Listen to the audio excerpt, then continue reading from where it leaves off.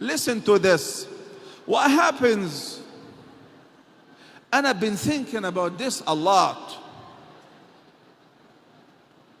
and this thought interrupts my peace and disturbs me a great deal.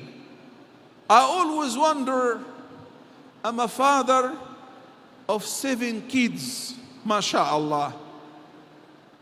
What happens if I'm dropped dead right now, if I die? Who's gonna look after my family? Who's gonna take care of my kids, and some of them are only 4 years old? It's very scary, isn't it?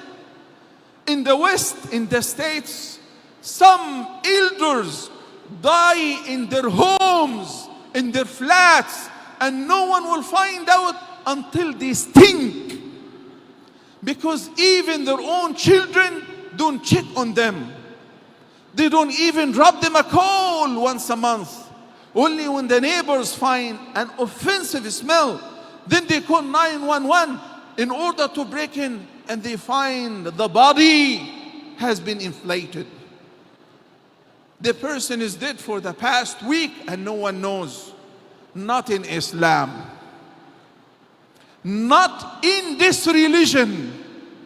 Not on our watch whatsoever. Listen to this perfect balance.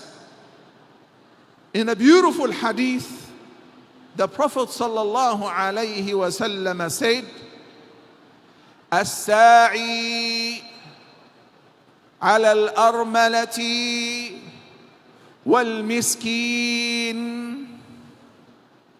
كالقائم لا يفتر والصائم لا يفطر وكالمجاهد في سبيل الله."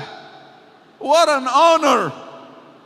You want to get the reward of somebody who prays at night, the whole night and every single night? Who can afford that? We like to sleep. We get tired. You want to get the reward of somebody who is fasting on every single day, not only in Ramadan, and a person who's a mujahid on a battlefield? Yes, achievable, without doing any of that, by looking after a widow and the orphans. When Allah utilizes you to support a family and protect them against getting lost, against begging or having to go into prostitution or theft or stealing in order to eat. This is what too many people actually do. They are being forced into immorality and bad conduct because they want to eat. Where are you guys? Where are those who are God-fearing? So he said, a person who works in order to provide for such family, have a widow and her orphans, his reward with Allah is similar to the reward of a person who's praying on every single night and fasting on every single day and observing jihad. Orphans in this ummah, in the Muslim ummah, are not wasted. You know why? How much do you love Prophet Muhammad? I'm waiting. How much do you love Prophet Muhammad? Let me measure this through your takbir. How much you love Prophet Muhammad sallallahu alaihi wasallam. I'm waiting for your takbir. This is not really what I expected. This is how much you love him. How much you love Prophet Muhammad sallallahu alaihi wasallam. How much would you love to be with him in heaven? Heaven is not one single floor. No. Heaven is too many levels. The number of the levels and floors in heaven is equivalent to the number of the verses of the Quran, 6,600 plus. That don't make them 3. You sponsor an orphan, not to keep him in an orphanage, not to force them into drug dealing or joining gangs and gangsters. He is become like my child, except that I don't give him my last name. because he has a father, he has a name, he has the right to keep. So through the religious teachings, we become socially loving and caring and taking care of each other with love, not being forced.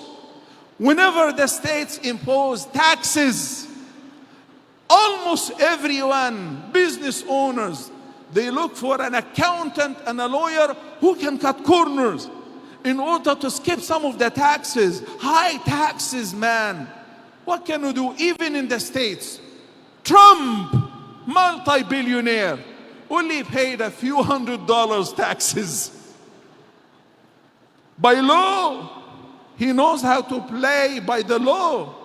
But in Islam, when Allah ordained the zakah, listen to this.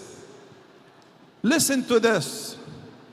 In verse number 103, chapter number 9, Surah At-Tawbah, look how Allah ordained zakah. خذ من أموالهم صدقة تطهرهم وتزكيهم بها وصل عليهم إن صلاتك سكن لهم. O Muhammad,